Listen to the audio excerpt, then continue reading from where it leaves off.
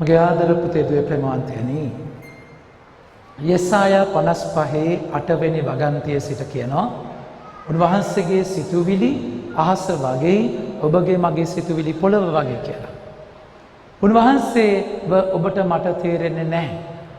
ඒ තේරුම් අරගෙන ඉවර කරන්න බෑ. එක දවසක් මිනිස්සෙක් මොකද කරන්නේ? මිනිස්සෙක් නිකන් අතිපණ්ඩිත චරිතයක්. එයා ගිහිල්ලා වෙරළු ගහක් දිහා බලාගෙන හිටියලු. ලොකු ගහක් පොඩි ගෙඩි. ඊට පස්සේ දැක්කලු වට්ටක්ක වැලක් පොඩි වැලක් ලොකු ගෙඩි. දෙවියන් වහන්සේට වැරදිලානේ. මම දෙවියන් වහන්සේ වුණා නම් වට්ටක්ක හදන්නේ වෙරළු ගහේ, වෙරළු දාන්නේ වට්ටක්ක වැලේ කියලා.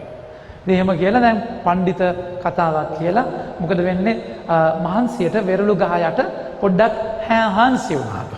හාන්සි වෙලා පොඩ්ඩක් ඇල වුණාලු, ඇල දොල වුණාලු, දොල ගංගා වුණාලු. දැන් පැය ගාණක් නිදාගෙන ඉන්නද්දී එකපාර ඇහැරුණාලු වෙරළු ගෙඩියක් ඔළුවට වැටිලා කියලා.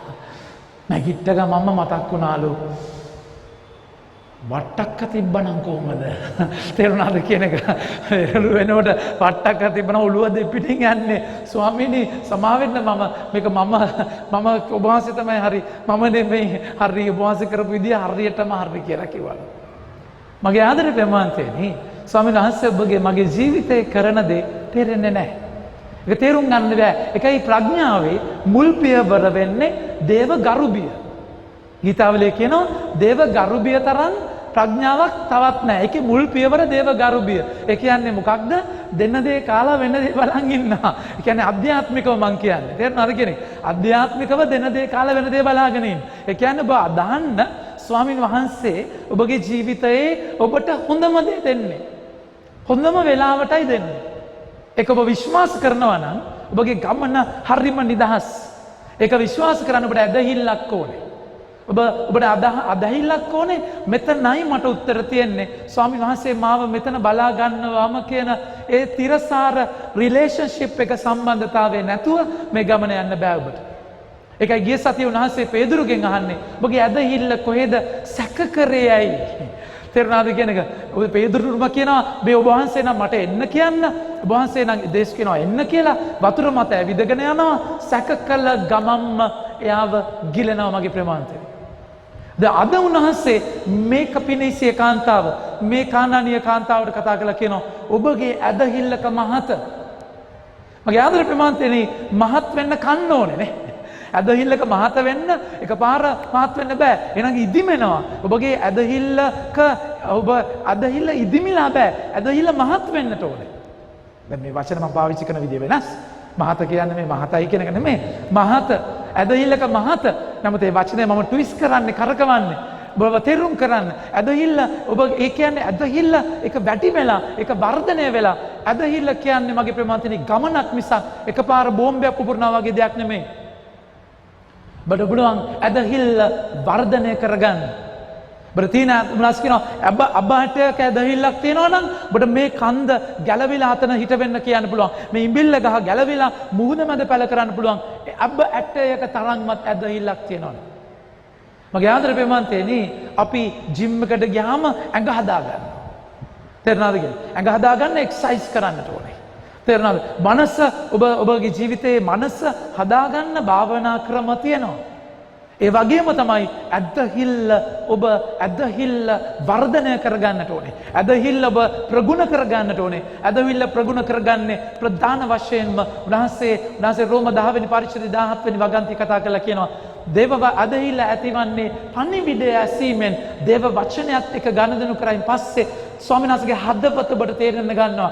ස්වාමීන් වහන්සේ ඔබේ ජීවිතේ කරන්නේ කොහොමද කියන එක දේව වචනයෙන් ඔබට අවබෝධ වෙන්න පටන් ගන්නවා. ඊට පස්සේ මේක එක්ස්පීරියන්ස් එකක් වුණායින් පස්සේ, අත්දැකීමක් වුණායින් පස්සේ උන්වහන්සේ මොකක්ද කරන්න කියන එක ඔබට හරියටම අවබෝධ වෙනවා. ඒ වෙලාවේ රිදෙනවා, ඒ වෙලාවේ වැටෙනවා, ඒ වෙලාවේ කඩාගෙන වැටෙනවා, ඔබට එපා වෙනවා. හරි. හැබැයි උන්වහන්සේ මොකක්ද කරන්න කියන එක ඒක උන්වහන්සේ තුල ඉන්න කෙනා හරියටම අඳුර ගන්නවා. දැන් මේක හොඳටම දන්නේ ජේසුව, හොඳටම දන්නේ මගේ ප්‍රේමාන්තිනේ ජේසුව අම්මා. තේරුණාද කියන්නේ? ඒක ඇදහිල්ල ගමනේදී ජපමාලය කියන්නේ මහා ශක්තියක්. අද ජපමාලය මහා බලගතු ශක්තියක්. ඇදහිල්ල ගමනේදී මගේ ආදර ප්‍රමාන්තින එකයි ජේසු අම්මා දකින්නේ කානානුවර වතුර වයින් කරන සිද්ධියේදී මිදි රස අඩුයි කියලා ජේසු අම්මා දකින්නේ.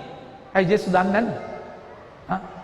ජේසුට හැරෙද්දි කියන්න පුළුවන් මොකක්ද වෙන්නේ කියලා. තේරුණාද? හිතවල තියෙන ධම්ම දේ ජේසු දන්නවා. මගේ ප්‍රමාන්තිනේ හැබැයි ජේසු මුකුත් කරන්නේ නැහැ වගේ ඉන්නවා. අම්මා තමයි දුවලා ඇවිල්ලා කියන්නේ මගේ ප්‍රමාන්තිනේ අම්මා දුවලා ඇවිල්ලා කියනවා පුතේ මිදි රස අඩුයි කියලා. මිදි රස අඩුයි කියලා අම්මා කියන්නේ. සේවකයෝ ඇවිල්ලා කිව්වනම් මොකද වෙන්නේ? ස්වාමීනි මිදි රස අඩුයි. ජේසු මොකද්ද කියන්නේ අම්මට? ස්ත්‍රිය ඔබත් මාත් මේ ගැන කරදර වන්නේ මොකටද? මගේ මොහොත තාම පැමිණෙන්නේ නැහැ. සේවකයා එතකොට සේවකයා ඇවිල්ලා කිව්වනම් මේ මිනිස්සුયો ඔබත් මාත් මේ ගැන කරදර වන්නේ. මගේ වාගේ වැඩක්. වා බලාගෙන මගේ වෙලාව තාම පැමිණෙන්නේ නැහැ කිව්වනම් අර මිනිස්සයා ඔළුව අකුලගෙන පැත්තකට යයි. මේ මොකක්ද මේ කිව්වේ? මම මේ ගහින් වැටි මං ගොඩ යනවා වගේ. මේ මොකද්ද මේ කියලා වෙන උත්තරයක් බලාගෙන යනවා. ඒ නැති වෙන දේවාලයක යනවා. වෙන පත්තිනි කාලියම්මා තේරෙනවද? ඔය ඉන්නේ කට්ටඩි තේරෙනවද? බයිබල් සභාවන් ඕනතරම් තියෙනවා. යන්න තිබුණා එහෙනම් කඩාගෙන. ඇයි අම්මා නැහනේ? අම්මනේ කිව්වේ ජේසුට ඇවිල්ලා මෙතන මිදි රස අඩුයි කියලා. අදත් අම්මා කෙනෙක් තමයි මගේ ප්‍රමාන්තෙනිය එන්නේ. ජේසු ගාවට. අම්මා කෙනෙක් එන්නේ ජේසු ගාවට මගේ දරුවා අසනීපයි කියලා. ජේසු අම්මා දන්නවා ජේසුගේ හිත. ජේසුගේ හිත දන්නවා. ජේසු මෙහෙම කිව්වට ජේසුගේ ඇතුලේ මොකක්ද තියෙන්නේ කියන අම්මා දන්නවා. ඒ නිසා තමයි දේව අම්මගේ මැදිහත් යාඥා හරි වටිනවා අපේ ජීවිතවල. යකා දන්නවා එතන අතාරින්නේ නැහැ. තේරුණාද කියන එක? දේව අපි ඊයේ සමරුවේ ස්වර්ගාරෝපණ මංගල්‍ය. ඇය ස්වර්ගයට ගියයි කියලා මේ AC කාමරයක තියෙන ෂැෆෑන් එකේ ෆේෂල් එකක් දාගෙන පැත්තකට වෙලා තේරුණාද ගිටියේ නැහැ. ඇය අදටත් දර්ශනය වෙනවා. ඇය මැජිකෝරි වල පාතිමාවේ ලූර්දුවේ දර්ශනය වෙලා ඔබ මම වෙනුවෙන් මැදිහත් වෙනවා. ජේසු ඉස්සරහා යාඥා කරනවා. දවසක් ජේසු ස්වර්ගයේ ඇවිදිනකොට බලද්දී පේතුරුතුමා මේ කියන්නේ ජේසුගේ ලිස්ට් එකේ නැති දෙතුන් දෙනෙක් යනවලු ආවිද. පේතුරුතුමා පීටර් අර කවුද අර? බෑනේ ස්වාමීනි බාසගේ අම්මත් එක්ක බෑනේ. අර ජනෙල් වලුයි කවුළු වලුයි එක එක්කෙනාව ඇතුළට ගන්නවා. හරි වදේ මෙතන මට කරන්න දෙයක් නැහැ. ඉතින් ඒක කියන්නේ ජේසුත් කර බාගෙන නිකන් හිටියලු අම්මනේ. මගේ ආදර ප්‍රමාන්තයනේ. අය අතාරින්නේ නැහැ. අය ජේසුට කියනවා මොකද්ද මෙතුමා ජේසුට පුතේ මිදි රස අඩුයි. එහෙමම ගැලින්ම සේවකයන්ට කියනවා මෙතුමා නම් ඔබට කියන කොයි දෙයක් උද කරන්න. කියන්නේ ඉස්සෙල්ලා අම්ම දන්නවා දෙයක් කියන්න යන්නේ කියලා. තේරුණාද කියන එක? දෙපැත්ත කනෙක්ට් කරලා මගේ ප්‍රමාන්තේනි තේරුණාද? ඇය පැත්තකට වෙනවා. ඊට පස්සේ ඇවිල්ලා බලන්නේ ඉෂ්ට කරාද? කොහමද යේසු කෝ ගියාද? යේසු ගියාද? කොහම තු තාම නැද්ද? තාම මිදරද? නෑ. ඇය යනවා කුස්සියට. මම හිතන්නේ මෝජු එකක්ද කොහෙද හදාද හිටියේ වෙලාවේ. ඒකේ ලුණු ඇඹුල් බලන්න තිබුණා. ඒක හදන්න ඇය යනවා. තේරුණාද? ජේසු ගාවට ගාන්ට ජේසු අර ඒගොල්ලන්ට කියනවා මේ භාජන වල වතුර පුරවන්න කියලා. දැන් මේ මිනිස්සු බලනවා මේ මොකක්ද මේ භාජන වල වතුර පුරවන්නේ මේ මිදි රස. දැන් මෙතන වැඩ මිදි රස මැදි වෙලා අපි මෙතන පත්තු වෙලා ඉන්නවා. මේ උතුමාණන් කියනවා වතුර පුරවන්න කියලා කකුල් හොදන භාජන වල. මෙතන කකුල් හොදන භාජන කොරෝනා නෑනේ ඒ වෙලාවේ. තේරුණාද කියන එක? ඉතින් කකුල් හොදන භාජන වල වතුර පුරවන්න කියන්නේ මොකක්ද මේ හත්වලා මේ බුදුම කතාවක් මේක. ඉතින් මොකද මේ කියන ඒගොල්ලන්ගේ වැඩ බලා ගන්න තිබුණා දේවම්ම කිව්වේ නැත්තම්. කිව්වේ මොකක්ද? මෙතුමාණන් ඔබට කියන කොයි දෙයක් වද කරන්න. කිසිම සම්බන්ධකමක් නැති වුණාට අම්මා කනෙක්ට් කරලා තිබ්බා කොයි දෙයක් වද කරන්න. ස්වාමීන් වහන්සේගේ සිත දන්නවා අම්මා මගේ ප්‍රමාන්තනේ. ඒකයි උන්වහන්සේ ඇතුලේ වෙන දෙයක්. උන්වහන්සේ කියන භාජන වල වතුර පුරවන්න. එයාලා ගැටිය දක්වාම පිරෙව්වා. ඒ ස්වාමීන් වහන්සේ ආශිර්වාද කරලා මිදි රස ගිහිල්ලා වතුර ගිහිල්ලා බෙදන්න කියනවා. මිදි රස වෙලා ජනතාවට ලැබෙනවා. මිනිස්සු කියනවා මුලින්ම සාමාන්‍යයෙන් මුලින්ම හොඳ මිදි රස දෙන්නේ. ඇයි කියලා දන්නවද? හොඳ ඒවා මුලින් දෙන්නේ. පස්සේ අබ්ලික් ඒවා දෙන්නේ. ඇයි කියලා? ඇයි හොඳ ඒවා බිමමසේ වෙරි වෙනවනේ. ඊට පස්සේ අර පරණ ඒවා දුන්නාට අවුලක් නැහැ. තේරුණාද කියන එක වෙරි මාර්ගාතේ අර ඒව තමයි මුලින් දෙන්නේ හොඳ ඒවා. දැන් මෙතන මාර වැඩක් කියන්නේ මුලින් දීලා තියන්නේ නරකයේ පස්සේ හොඳ ඒවා. ඒකේ අයිතිකාරයවත් දැනන් හිටියේ නැහැ කොහොමද ඒක ලැබුණේ කියලා. මගේ ආදර ප්‍රමාන්තිනේ ස්වාමීන් වහන්සේගේ සිත ඒක වෙනම සිතක්. ඔබට මට තේරෙන්නේ නැහැ ඇයි ජේසු සමහර වෙලාවට අපේ ජීවිතවල මෙහෙම කරන්න කියලා. ඇයි එහෙම කරන්න කියලා දන්නේ නැහැ. ඒක වෙනම අත්දැකීමක්. උන්වහන්සේ කතා කළා කියනවා. මේ කාන්තාව ඇදහිල්ලෙන් එන්නේ දාවිද්ගේ පුත්‍රයාණනේ මට අනුකම්පා කරන්න. මගේ දරුවා යක්ෂාවේශ වෙලා ඉන්නේ. ඇය විශ්වාස කරනවා. ඇය ඇවිල්ලා පිනිසිය කාන්තාවක්. කානානීය කාන්තාවක්. ජුදා ජාතිකයන්ට පැත්තකටවත් ලං වෙන්නේ නැති පරස්පර විරෝධී ගති ලක්ෂණ තිබුණු කාන්තාවක්. හැබැයි එතන ඇය ජේසුව අයිති කරගන්නවා. ඇගේ පරම්පරාව උප්පත්ති කතා පොතේ 5 වෙනි පරිච්ඡේදයේ අපි දකිනවා කානානීවරුන්. එයාලා පේගන්ස්ලා, එයාලා බහුදේවවාදය අදහපු, ඒ වගේම ජරා විදියට අසභ්‍ය විදියට කටයුතු කරපු ඊශ්‍රායල් ජනතාවට මුහු වෙන්න තානම් කරපු ජනතාවක්. යාවේ දෙවියන්ගෙන් ඈත දුරස් වෙච්ච ජනතාවක්. ඇය ජේසුව අයිති කරගන්නවා ඒ මුඩු පරිසරයේ ඉඳගෙන. මගේ ප්‍රේමාන්තයනි, ඔබ ඉන්නේ කොතනද? ඔබගේ පරිසරය මොකද්ද? වැඩක් නැහැ. ඔබ ජේසුව අයිති කරගත්තොත්. උන්වහන්සේ එකයි කියන්නේ, විජාතීන්ට සුභාරංචිය දේශනා කරන කාලයක් එනවා. විජාතීන්ට.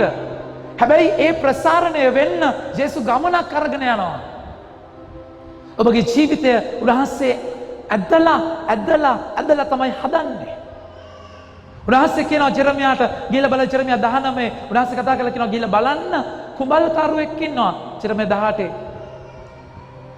කුඹල්කරුවා මැටි භාජනය අරගෙන, මැටි ගොඩ අරගෙන හදගෙන භාජනය හදාගෙන යද්දි ඒක වරදිනවා. කුඹල්කරුවා ඒක කඩනවා, චප්ප කරලා අලුතෙන් හදනවා. උන්වහන්සේ කියනවා මට බැරි දේ කරන්න. ඔබ මගේ ජීවිතය, ඔබ මගේ අතේ ඉන්නේ. උන්වහන්සේ ද්විතීය නීති සංග්‍රහය 32:11 කතා කරලා කියනවා රාජාලිය කැදැල්ල කලඳලා, කලත්තලා, පැටවුන්ව වැටෙන්න සලස්සලා රාජාලිය කුඩුව හදන්නේ උස තැනක. ගොඩාක් උස තැනක රාජාලිය කුඩුව හදලා දැන් මේ කුඩුවේ සුරක්ෂිතව පැටවු ටික ඉන්නවා. රාජාලි තාත්තා එනවා. තාත්තා ඇවිල්ලා මොකද කරන්නේ? තාත්තා ඇවිල්ලා අර උස්ස තන අර කුරතලේට ඉන්න පැටව තාත්තා එන තඩි තටු අරගෙන චට්ටා පට කියලා ගහනවා. අර උස්ස තනින් පැටවව විසි වෙලා යනවා. පැටව එහෙම දැන් පැටව කඩාගෙන වැටෙනවා. එහෙම ගහන වැටි බය වෙනවා, කෑ ගහනවා. ඇයි තාත්තා මෙහෙම කරේ? දැන් වැටෙන්න යන්නේ තටු ගහගන්න බෑ, පියාඹන්න බෑ. කෑ ගහනවා. ඇයි තාත්තා මම මෙහෙම කරන්නේ? ඇයි තාත්තා කියද්දි වැටෙන්න ඕන මෙන්න තියෙද්දි රාජාලියා තට්ටේ දරා ගන්නවා. එමයි කියා දෙන්නේ, උගන්වන්න, පියාඹන්න උගන්වන්නේ එහෙමයි. බයිසිකලේ පදින්න ඔබව මගේ ප්‍රේමාන්තයනේ, බයිසිකලේ පදින්න ඔබ පිටිපස්සෙන් අල්ලගෙන ගිහිල්ලා අතාරිනවා. ඔබ දන්නේ අතාරියේ කියලා. අඩි දෙක තුනක් යනවා. ඊට පස්සේ කැද්දි තමයි ආයේ සමාලට වැටෙනවත් එක්ක. ඇයි අතාරියේ? ඇයි එහෙම කරන්නේ? බැලන්ස් එක කියා දෙන්න එක කරන්න ඕනේ. මගේ ආදර ප්‍රේමාන්තයනේ, කේක් ගෙඩි oven එකේ දාලා පිච්චෙනකන් තියන්න ඕනේ එළියට ගන්න. මගදී ගත්තොත් ඒක චොර වෙනවා. මතක තියාගන්න. ඒ වෙලාව ස්වාමීන් වහන්සේ ඔබව තම්බලා ගන්න. ඔබව හරි තැනට ගන්න උන්වහන්සේ ගමනක් අරගෙන යනවා. අයර උත්තර දෙන්නේ නැහැ. අයගේ ගිනි ගොඩක දරුවා යක්ෂාවේශ වෙලා කියලා කියද්දි ගිනි ගොඩක්. ජේසු හිතක් පපුවක් නෑ වගේ. හිතක් පපුවක් නෑ වගේ කටයුතු කරනවා. ඒ අපේ ජේසුගේ හැටි මගේ ප්‍රමාන්තයයි. උන්වහන්සේ පෙන්වන්නේ වෙන දෙයක්. හැබැයි ඇතුලේ උන්වහන්සේගේ ආදරය දෝරේ ගලනවා. ආදරේ ඒ තරමට ආදරේ. පුංචි හොරතල් ඔබගේ චූටි පැටියව නර්සරි එකට එක්කගෙන ගිය දවස මතකද අම්මේ? නර්සරියට දාලා එද්දි පොළොවේ ගග්ගහ හැපි ඇඬුවා. මොකද කරේ? කමන්නේ පුතේ, යංගෝ ගෙදර මගේ පැටිය හඬන්න එපා කියලා ගෙදර එක්කන් ගියා නම් අද දරුවා මෝඩෙක් වෙලා ඉන්නේ. ඔබ දරුවව දැම්මා. ටීචර් දෙපැත්තෙන් අල්ලගත්තා. කෑ ගග හැඬුවා. ඔබ ගේට්ටුවෙන් එළියට ආවා. පේන්නේ නැති වෙන්න අර වතු සුද්ධ ගහ තිබ්බේ මතකද? ඒක අස්සට වෙලා කම්බි කණු වලින් බලාගෙන හිටියා. ඒ දැලෙන් බලාගෙන හිටියා අඬනවා. දරුවා අඬනවා. දරුවා හිතුවේ මාව දාලා ගියා කියලා හිතන්නේ. හැබැයි අම්මා බලාගෙන ඉන්නවා. මගේ ආදර ප්‍රේමාන්තයනේ, ස්වාමීන් වහන්සේ ඔබව මගේ ජීවිතය උත්තර දෙනවට වඩා එහා තැනකට අරගෙන යනවා. සමහරවිට ඔබගේ මගේ ප්‍රශ්නය ඒ පිනිස්සේ කාන්තාවගේ දරුවා යක්ෂාවේශ වෙලා ඉද්දී තේරුණාද? මන් දන්නේ නැහැ කවුද ආවේශ වෙලා හිටියේ. ඊරියකාද නැත්නම් මහසෝනද මොන දිස්තියද කියලා අපි දන්නේ නැහැ. යක්ෂාවේශ වෙලා ඉන්න තැන. තමයි ඒ යකාට පින් සිද්ධ වෙන්න. මම වචන තේරුම් ගන්න. යකාට පින් සිද්ධ වෙන්න තමයි ජේසුස් ගාවට ආවේ. ජේසුස් ගාවට ආවේ. මට මතකයි මතුගම මම ඉන්න කාලේ එක අම්මා කෙනෙකුයි දුවෙකුයි ආවා. ඒවා බලන්න කොච්චර ලස්සනයිද. ඒ වගේම තමයි. දුවගේ අත මෙහෙම අත් දෙකම ලේන්න හූරලා. ඒ දරුවා අම්මා මම දැක්කයි මූණ වල තියෙන අසරණකම. යන්න පුළුවන් හැම කට්ටඩිය ගාවටම කෝවිලටම ගිහිල්ලා කරන්න පුළුවන් හැම සෙත් සාන්තියක්ම කරලා බැරි තැන පල්ලියට යන්න කියලා කවුද කියලා ඇතුලේ මතුගම ඇතුලේ තැනක පල්ලිය හොයාගෙන ඇවිල්ලා ආද පියතුමනි මොනවා හරි කරලා දෙන්න. මගේ ආදර ප්‍රේමාන්තයනේ අපි මම සභාවේ යක්ෂයෝ අලවන බාරව ඉන්න පියතුමාව මම එක්කන් ගියා. ඊට පස්සේ ආශිර්වාද කරලා සම්පූර්ණයෙන් ඒ ප්‍රශ්නේ යාලව ගැලවුණා. ඒ බෞද්ධ ගෙදර මිකාኤල් අග්‍රදූතයාගේ පින්තූරයක් ගහලා බෞද්ධ පරිසරයක් තනි කර ආවා. එයා පල්ලියෙන්න පටන් ගත්තා. පල්ලියෙන්න පටන් අරගෙන ගමනක් ගියා. අත්දැකීමකට ආවා. අත්දැකීමකට ඇවිල්ලා ආගමට ආවා. බෞතිස්මය ලැබුවා. ශුද්ධාත්ම ආලේපය ලැබුවා. මම දැක්කා පල්ලිය අනිත් අයට වඩා. ඒ දරුවා ගීතිකා කණ්ඩායමට සම්බන්ධ වුණා. දහම් පාසලේ උගන්වන්නේ ඉඳන්ම සමහර වෙලාවට එයා ඉදිරිපත් වුණා අර පරිසරයේ ඉඳගෙන. කතෝලික කෙනෙක්ට වඩා ගැඹුරින් දහමට ඇතුළු වුණා. මගේ ආදර ප්‍රේමාන්තයනේ මං කිව්වා භූතයට thank you කියන්න කියලා. තේරුණාද? භූතයට පින් සිද්ධ වෙන්න ජේසුව හම්බ වුණා. මගේ ජීවිතයේ අඩුව ඔබගේ මගේ ජීවිතයේ යකා කරන දේ යකා ඔබගේ ජීවිතයේ චොර කරලා පචාත කරන දේ ජේසු මගේ ආදර ප්‍රේමාන්තයනි එක කොම්පොස් කරලා ඒ යකා හාරපු වලට ජේසු කොන්ක්‍රීට් දාලා මහා ගොඩනැගිල්ලක් හදනවා. ජේසු ගාවම ඉන්න අතාරින්නේ නැතුව ජේසු ඔබ රස්තියාදු කරනවා වගේ දැනෙයි. ජේසු උත්තර දෙනවා දන්නේ නැහැ වගේ දැනෙයි. මගේ ආදර ප්‍රේමවන්තයනි ලෝකේ තියෙන පාපය ඉස්සරහා ඔබට ක්ෂණික උත්තර දුන්නට ආදරය තියෙන තැන ක්ෂණික උත්තර දෙන්නේ නැහැ. ඔබගේ චූටි අතදරුවට විනාඩි 2කින් හදන නූඩල්ස් එක දෙන්න බෑ. හරියට වෙලා දෙන්න ඕනේ. රසකාරක දාලා අජිනමොටෝ දාලා අම්මා කෑම කවන්නේ නැහැ. මගේ ආදර ප්‍රේමවන්තයනි ජංක් ෆුඩ් දරුවන්ට දෙන්න දැන් නම් දෙනවා. මොන ජංක්ද ඕන එකක් දෙනවා. ඕන එකක් කන එකක් ඕන එකක් ගන්න දීලා අම්මගේ වැඩක් බලා ගන්නවා. එහෙම නෙමෙයි. මගේ ආදර ප්‍රේමවන්තනි හරි දේ හරි විදියට අකමැති වුණත් කරවිල තේරුණාද කියන එක. අකමැති වුණත් කොල්ල කැඳ අකමැති වුණත් එයා දෙනවා. දුවෙක් මට කතා කරලා කියනවා ෆාදර් අපේ අම්මා මේ කොරෝනා වලට ප්‍රතිශක්තිකරණය වැඩි වෙන්න නිසා කොහොඹ කොළ අම්බරලා දෙනවලු. කොහොඹ කොළ කොහොමද? මට කොරෝනා ඇදිලා මැරුණා නම් ඊට වඩා හොඳයි. මේක බොනවට වඩා. මගේ ආදර ප්‍රේමවන්තයනේ. ඒ තමයි ආදරය කියන්නේ. ඉල්ලන දේ අරන් දෙන දේ ආදරය නෙමෙයි.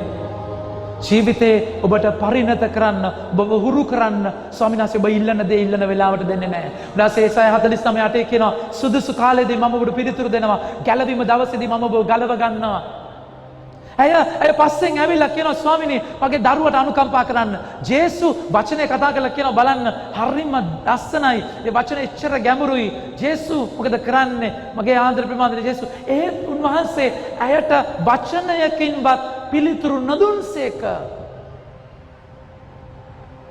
උන්වහන්සේ අහක බලාගෙන ඉන්නවා. මගේ ආදර ප්‍රේමාන්තනේ හොඳට අඳුර ගන්න මේක. ජේසුගේ මේ විදිය අඳුර ගන්න. රැවටෙන්න එපා. උන්වහන්සේ අහක බලාගෙන හිටියට උන්වහන්සේ අහක නෙමෙයි බලාගෙන ඉන්නේ. උන්වහන්සේ ඔබ දිහා බලාගෙන ඉන්නේ. ඔබට උන්වහන්සේව පේන්නේ නැති වුණාට උන්වහන්සේට ඔබව පේනවා. මම දැන් නිදිය ගන්න කාමරේ තියෙන්නේ 4 වෙනි තට්ටුවේ. අර වතුර ටැංකියේ තියෙන අර උඩම එළියට යද්දි බලාගෙන යන්න උඩම කෑල්ලක් තියෙනවා. චූටි කාමරයක්. ඇඳයි අල්තාරේ විතරයි එකට ඉඩ තියෙන්නේ. අල්මාරියක්වත් තියාගන්න බෑ. හැබැයි මම ඒකේ තමයි ඉන්නේ. මට ඔක්කොමලව පේනවා. ඒගොල්ලන්ට මාව පේන්නේ නැහැ. තේරෙනවද? මුළු පල්ලිය වත්තම මට පේනවා. ටින්ටඩ් ග්ලාසස් තියෙන්නේ. ඒකේ මම බලාගෙන ඉන්නවා. ඒගොල්ලෝ දන්නේ නැහැ. ඒ වගේ උන්වහන්සේ ඔබගේ මගේ ජීවිතය උන්වහන්සේ බලාගෙන ඉන්නවා. ඔබට පෙනුන්නේ නැති වුණාට අතාරින්න නැතුව ඉන්න. උන්වහන්සේ ගාවම ඉන්න. උන්වහන්සේ ඔබට හොඳම දේ දෙන්න යන්නේ. උන්වහන්සේ ඔබට නිකන් 2.50 උත්තරයක් නෙමෙයි. උන්වහන්සේ මිල කරන්න බැරි අමිල උත්තරයක් දෙන්න යන්නේ. කල් යන්න හොඳම දේ ලෑස්ති වෙනවා. මගේ ආදර ප්‍රේමාන්තනි, කල් යන තරමට උන්වහන්සේ ඔබට හොඳම දේ දෙන්න යන්නේ. ඒ නිසා කල් යද්දි ඔබට හොඳම දේ දෙනවට යකා අකමැති නිසා උන්වහන්සේ යකා කියයි ඔතන අතෑරලා අතන්ට යන්න. ඔතන අතෑරලා මෙතනට යන්න. ඔතන ජේසුව අතාරින්න තැනකට ඔබගේ මනස කයි, ඔළුව කයි මගේ ප්‍රේමාන්තනි යකා අහුවෙන්න එපා. ඔතනම ඉන්න. උන්වහන්සේගේ උත්තර ශනික නැහැ. ඒ මදිවට උන්වහන්සේ රිද්දනවා. උන්වහන්සේ කියනවා මම ආවේ ඊශ්‍රායල් බැටළුවන්න. අනානිය කාන්තාව. එයාට ආරංචි වුණා සමරිතානු ස්ත්‍රියට එයා ගැලවීම දුන්නා. ඇයි මට මෙහෙම කරන්නේ ජේසු? හැබැයි යාට ඒක වැඩක් නැහැ. ඇතුලෙන් අල්ලගත්තා ජේසුව. අත්හරින්න නැතුවම අල්ලගත්තා. ජේසු පෙදුරුතුමාට කිව්වේ ඇයි ඔබ සැක කරේ? ඇයි මුහුද දිහා බැලුවේ? මය ජේසුවම බලාගෙන මොනවද කියන්නේ? මොනවද කරන්නේ? ගෝලයෝ කියනවා අනේ ස්වාමීනි මාර වදයක් යන්න කියන්න මෙයාට. ඇය නෙමෙයි අතෑරියේ. මගේ ආදර ප්‍රේමාන්තනේ අල්ලගත්තා කියන්නේ අතරින් නැතුවම අල්ලගත්තා. ජේසු ගාවම අනිත් අය යන්න කියද්දි ඇය හිටියා. හැබැයි ජේසුගේ හිත අඳුරගන්න. ජේසු හැට යන්න කිව්වේ නෑ. ජේසු කවදාවත් ඔබට යන්න කියන්නේ නෑ. රිද්දයි. ඔබට එපා වෙයි. හැබැයි ජේසු යන්න කියන්නේ නෑ. ජේසු ඔබගේ නිසා, ජේසු ඔබගේ නිසා, ඔබ ජේසුගේ නිසා ඒ දේ කරන්නේ. ඔබව හදන්නයි ඒ දේ කරන්නේ. මෙතන ඉන්න හැම අම්මා කෙනෙක්ම, හැම කාන්තාවක්ම කන විදලා තියෙන්නේ. නොවිදපු කෙනෙක් නෑ නේද? සමහර අය 2-3කුත් විදලා තියෙනවා. තීරණාද කියන එක. හරි. හැබැයි මුල ඒක මුලින්ම ඔබ කන විදපු තැන ඔබට ඒකේ සුන්දරත්වයක් දැනුන්නේ අල්ලගෙන දෙන්නෙක් තුන්දෙනෙක් අල්ලගෙන සමහර වෙලාවට පොඩි එකා අරගෙන කරාබුව තියන අර චූටි කන් පෙත්තට තීරණාද කියන එක එහා පැත්තෙන් මොකද තියෙනව මම මතක නැහැ මොකද කියන්නේ කියලා. හරි. එහෙම තියලා චක්කලා අනිනවා. කොච්චර රිදෙනවද ඔබට? හැබැයි එහෙම ඇනපු නිසා, තුවාල කරපු නිසා අද ඒ තුවාලේ ලස්සන කරාබුවක් එල්ලි තියෙනවා. ඔබ හැඩ වෙලා ඉන්නවා. ඔබ ලස්සන වෙලා ඉන්නවා. ඒ කරාබුව නිසා. හැබැයි ඔබට රිදුනයිද? මගේ ආදර ප්‍රේමාන්තේනි, උන්වහන්සේ ඔබව මාව රිද්දන විදිහක් තියෙනවා. රැවටෙන්න එපා. මේක මහා ලස්සනකට ඔබ වර්ගන යන දවසක්. මහා උත්තරයකට ඔබ මාව අරගෙන යන දවසක්. ඇයි උන්වහන්සේ කතා කරලා කියනවා මම ආවේ ඊශ්‍රායල් බැටළුවන්ට. ඒත් ස්වාමීනි, අනේ ස්වාමීනි මට කරුණා කරන්න, මට උදව් වෙන්න. මේ කාන්තාව අතාරින්නේ නැහැ. මගේ ආදර ප්‍රේමාන්තනේ, ජීවිතය ඔබව හැඩ කරන්න එක කාලවල එක ඔබ හිතන්න කැටයමක් ගන්න. කැටයම ගත්තයින් පස්සේ මේ කැටයම කපන්න, මේ පිළිමය කපන්න එක නියන තියෙනවා. එක දැති තියෙනවා. එක මුලින්ම ලොකු කෑලි කඩන්න, ලොකු කෑලි කපලා අයින් කරන්නට ඕනේ. ඊට පස්සේ සියුම් නියනක් ගන්නට ඕනේ. හීනි පීරයක් ගන්නට ඕනේ. ඒ සියුම් තැන් උපමට්ටම් කරන්න. ජේසු අන්තිමට ගන්න කට්ට ලේසි කට්ටක් නෙමෙයි. ජේසු කියනවා මම දරුවන්ගේ කෑම බල්ලන්ට දාන්නේ නැහැ. හත්තපත්තටම ඇනෙන්නේ නැති වචනය. හැබැයි සියුම් විදියට කපලා අයින් කරන්න ඕනේ. සමහර දැන් උපමට්ටම් කරන්නට ඕනේ. වැලි කඩදාසිය මුලින්ම 12 කොලයක් ගන්නෙ. තේරුණාද? 12 කොලෙන් කපලා තමයි ඊට පස්සේ නම්බර් නෝට් එකට යන්නේ. එක තල එනාසගේ ජීවිතේ එකයි මුලින්ම උත්තර දෙන්නේ නැහැ. දෙවනිට කියනවා මම ආවේ ඊශ්‍රායල් ජනතාව. ඊට පස්සේ කියනවා දරුවන්ගේ කෑම බල්ලන්ට දාන්නේ නැහැ කියලා. ඇය නෙමෙයි අතාරින්නේ. ඇය එල්ලිලාම ඉන්නවා. ඇය දනින් වැටෙනවා. දනින් වැටලා දරුවන්ගේ කෑම දනින් වැටලා ඉන්නේ නැති තමයි කියන්නේ. දරුවන්ගේ කෑම බල්ලන්ට දාන්නේ නැහැ. මේ කියන්නේ මොකක්ද? ඉස්රායල් ජනතාව දරුවෝ, අන්‍ය ජාතිකයෝ සුනකයෝ. බල්ලෝ කියලා කියන්නේ මේ අර පරයා ඩොග්ස් නෙමෙයි. තේරුණාද කියන එක? එහෙම එකක් නෙමෙයි. අර අපි බල්ලෝ කියලා බනින්නේ නෑ. එහෙම එකක් නෙමෙයි මේ කියන්නේ.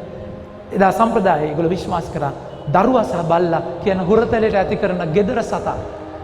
ඒකයි තේරුම. ඒ කියන්නේ දරුවන්ගේ කෑම නෙමෙයි. කෑම දෙනවා. හැබැයි අර කෑම මෙතන හම්බ වෙන්නේ නෑ. ඒකයි තේරුම.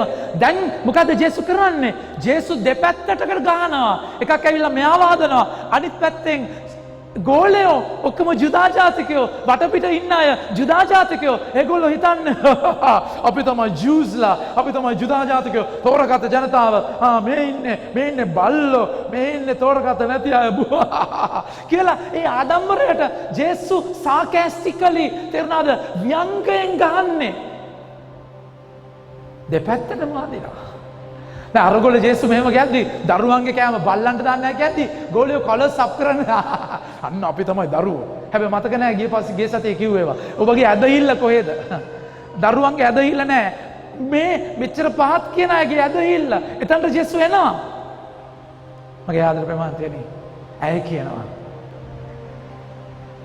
දරුවන්ගේ කෑම මේසෙන් වැටෙද්දි ස්වාමීනි බල්ලෝ කනවනේ. එහෙම කරන්නේ ඇය විශ්වාස කරනවා ස්වාමීන් වහන්සේගේ මේසේ දරුවන්ටයි බල්ලන්ටයි ඔක්කොටම කෑම තියෙනවා. උන්වහන්සේගේ ආශිර්වාදය ඒ තරම් මහතයි. උන්වහන්සේගේ වරප්‍රසාදය ඒ තරම් සුවහස් කියලා ඇය විශ්වාස කරනවා. තරාතිරමක් වැඩක් නැහැ. වැටෙන්නේ කෑම අපිට වැඩක් නැහැ. මේසේ ඉඳන් කන්න ඕනේ නැහැ ස්වාමීනි. වැටෙන රොඩක් මට ඇති. යාදර ප්‍රේමවන්තයනි එතකන් ජේසු එතකන් අන්‍ය ජාතිකයන් ගෝලයෙක්වත් හිටියේ නැහැ අන්‍ය ජාතික මම මොකද ඒක ස්වාමීන් වහන්සේ ප්‍රකාශ වුණේ පැහැදිලිව කියන්නේ පවුලතුමාට ක්‍රියා 9 වෙනි පරිච්ඡේදයේ උන්වහන්සේ අනනීස්ට කතා කරලා කියනවා පවුලට කියන්න ඇය ඔහු විජාතිකයන්ට දහම අරගෙන යන වාචනයක් කරනවා එතනයි මුලින්ම කොර්නේලියස් තමයි පේදුරුතුමා ජේසු මරුණායින් පස්සේ කොර්නේලියස්ගේ ගෙදර ගිහලා කෑම කන්නේ විජාතිකයන්ව මුලින්ම බෞද්ධිසම ස්ථාපනය කරන්නේ කොර්නේලියස්ව මෙතන එහෙම කෙනෙක් නැහැ. හැබැයි මේ කාන්තාව ඒ සීමාව එනකන් ඉන්නේ නැහැ. ඇද්දහිල්ල කියන බුරුමේ අරගෙන ඒ බැකෝ එකෙන් ඒ සීමාව අයින් කඩලා අය ජේසුගේ හදවතට රිංගනවා. ඇද්දහිල්ල කියන මහ පුදුම බලයක්. ඔබ අදහනවා නම් ස්වාමීන් වහන්සේව පුදුම කරන්නට පුළුවන්. ඒ ශතාධිපතියාගේ ඇදහිල්ල දැකලා ජේසු පුදුමය වෙලා කියනවා මෙවැනි ඇදහිල්ල මම ජුදා ජාතිකයන් තුලවත් දැකලා නැහැ. එනිසා මගේ ප්‍රේමවන්තයනි ඔබ මමගේ ඉන්න පට්ටම ඔබ මම ලාඩම ඔබ ඉන්න සමිතිය ඔබ අවුරුදු ගානක් කතෝලික ඔබගේ ලේවලත් කතෝලික පරම්පරාවෙන් තේරෙනවද පරම්පරා ගානක කිත්තා මුත්තා කිරිකිත්තා කරපුත්තලා ඉඳන්ම කතෝලික මේ වලින් වැඩක් නැහැ. ඔබ ස්වර්ගයට කියලා ඔය ලිස්ට් එක දුන්නා කියලා අවුරුදු ගානක් කතෝලිකද යන්න පුතා කියලා හම්බෙන බලන් ඉන්න. ඇදහිල්ල හෙට කතෝලික වෙන කෙනාගේ ඇදහිල්ල සමහරට පරම්පරා කතෝලිකයාගේ ඇදහිල්ලට වඩා වැඩි. ඇදහිල්ල එකයි ජේසු කියන්නේ මේ කාන්තාව කානානීය කාන්තාවක්. ඔබ ජම්මයෙන්ම ජුදා ජාතිකයෝ ඔබගේ ඇදහිල්ල හීනයි. ඇයගේ ඇදහිල්ල පුදුමයි. එතනට ස්වාමීන් වහන්සේ ඔබව ගන්නවා. ජේසු කියනවා ඔබගේ ඇදහිල්ලක මහත. ඔබගේ ඇදහිල්ලක මහත. ඔබ වචනය ලෙසි දෙයක් නෙමෙයි නිකන් සෝ වෙනවා නෙමෙයි කියන්නේ. ඔබගේ ශ්‍රද්ධාවක මහත්ත ඔබේ කැමැත්ත ලෙස සිදු වේවා. ජේසු තාත්තට කියනවා තාත්තේ වහන්සේගේ කැමැත්ත ලෙස සිදු වෙන්න කියලා. ඇයට කියනවා ඔබගේ කැමැත්ත ලෙස සිදු වෙන්න. උත්තරය තියෙන්නේ ඇයගේ ඇතුලේ. ඇදහිල්ල තිබුණේ ඇයගේ හදවතේ. ජේසු ඒ සන්නද්ධකම දෙනවා. ජේසු කියනවා ඊට පස්සේ මගේ ප්‍රේමවන්තයනි ඇයට වෙන තැන්වල එක එක්කිනාට කඩ යන්න ඕනේ නැහැ. මුට්ටි අල්ලන්න ඕනේ නැහැ. තේරුණාද 2.50 වැඩ කරන්න ඕනේ නැහැ. ඇයගේ ඇතුලේ ඒ ඇදහිල්ල තියෙනවා. කන්දක් ගලවලා හිටවන්න, ඇඹිල්ල ගහක් වෙනස් කරන්න. ඇයට තුල මහත අබයටයක නෙමෙයි. ඇය තුල මහත ඇදහිල්ලක් තියෙනවා. ඒක ජේසු ගන්න උපමට්ටම් කරලා මගේ ප්‍රේමවන්තයනි. එනිසා ඔබට ඕනේ උත්තරයක්ද? ඔබට ඕනේ ගමනක්ද?